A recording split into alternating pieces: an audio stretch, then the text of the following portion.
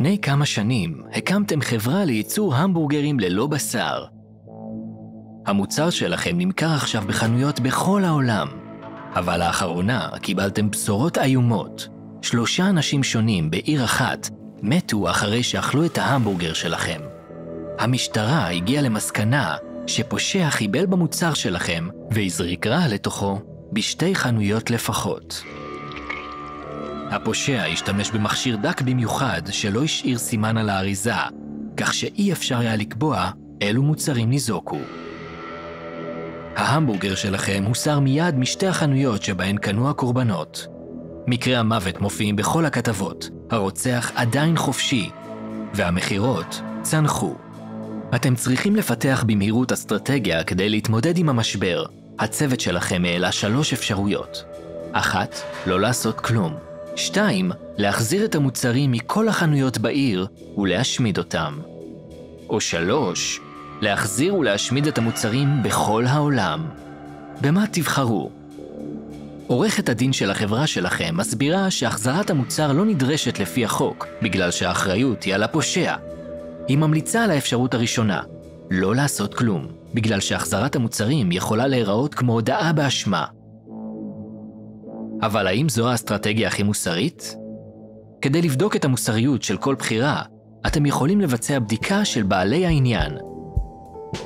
היא תאפשר לכם לשקול את האינטרסים של כמה בעלי עניין מרכזיים, משקיעים, עובדים ולקוחות, אחד מול השני. באפשרות הראשונה, היועצים שלכם חוזים שבסופו של דבר המשבר יעבור. המחירות ישתפרו, אבל כנראה שההיקף שלהן יהיה נמוך יותר בגלל הנזק שנגרם למותג. כתוצאה מכך, אתם תצטרכו לפטר כמה עובדים, והמשקיעים יסבלו הפסדים קטנים. אבל יותר לקוחות עלולים למות אם הרוצח ירעיל מוצרים במקומות אחרים. האפשרות השנייה יקרה בטווח הקצר, ותדרוש פיטורים של עובדים רבים יותר ואובדן כספי גדול יותר למשקיעים. אבל אפשרות זו בטוחה יותר ללקוחות בעיר, ויכולה ליצור מספיק אמון כדי שהיקף המחירות יחזור למצב הקודם. האפשרות השלישית היא הכי יקרה בטווח הקצר, ותדרוש פיטורים של מספר רב מאוד של עובדים, והפסדים משמעותיים למשקיעים. למרות שאין לכם הוכחה שהפשעים האלה הם איום בינלאומי, אפשרות זו מספקת את ההגנה הגדולה ביותר על הלקוחות. וכשחושבים על הקונפליקט בין האינטרסים של הלקוחות שלכם מול האינטרסים של המשקיעים והעובדים, איזו אסטרטגיה היא הכי מוסרית? כדי לקבל החלטה, אתם יכולים לחשוב על המבחנים הבאים. ראשית, המבחן התועלתני. תועלתנות היא פילוסופיה שמתמקדת בעשיית הטוב הרב ביותר למספר הגדול ביותר של אנשים. מה תהיה ההשפעה של כל אפשרות בתנאים האלה? המבחן השני הוא מבחן המשפחה. איך תרגישו להסביר את ההחלטה שלכם למשפחה שלכם? המבחן השלישי הוא מבחן העיתון. איך תרגישו לקרוא על זה בעמוד הראשון של העיתון המקומי? ולבסוף, אתם יכולים להיעזר במבחן המנטור. אם מישהו שאתם מעריצים היה מקבל את ההחלטה הזו, מה הוא היה עושה?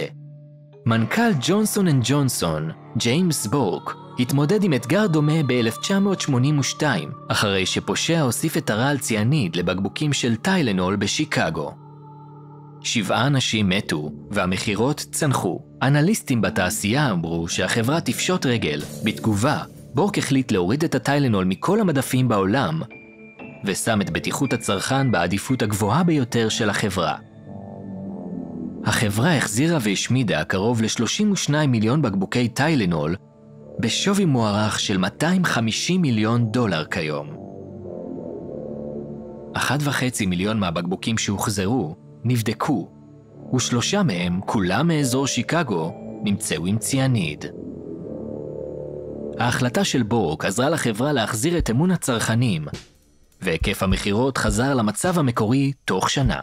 לאחר הטיפול במשבר רציחות הטיילנול, ג'ונסון אנד ג'ונסון הפכה לחברה המובילה בפיתוח אריזות עם אמצעי הגנה מוגברים, והממשל חוקק חוקים קשיחים יותר. הרוצח בינתיים מעולם לא נתפס. ההחלטה של בורק מנעה מקרי מוות נוספים מההרעלה הראשונית, אבל בשבועות הבאים, הממשל הפדרלי חקר מאות מקרים של חקיינים שכללו פגיעה במוצרים אחרים. האם מקרים אלה היו יכולים להימנע עם תגובה אחרת? האם בורק פעל לטובת הציבור או לטובת החברה שלו? האם המטרה הייתה מטרה מוסרית או שיווקית? כמו עם כל הדילמות המוסריות, אין כאן תשובה נכונה או שגויה ברורה. הבחירה נשארת שלכם לאימפריה של המבורגרים ללא בשר.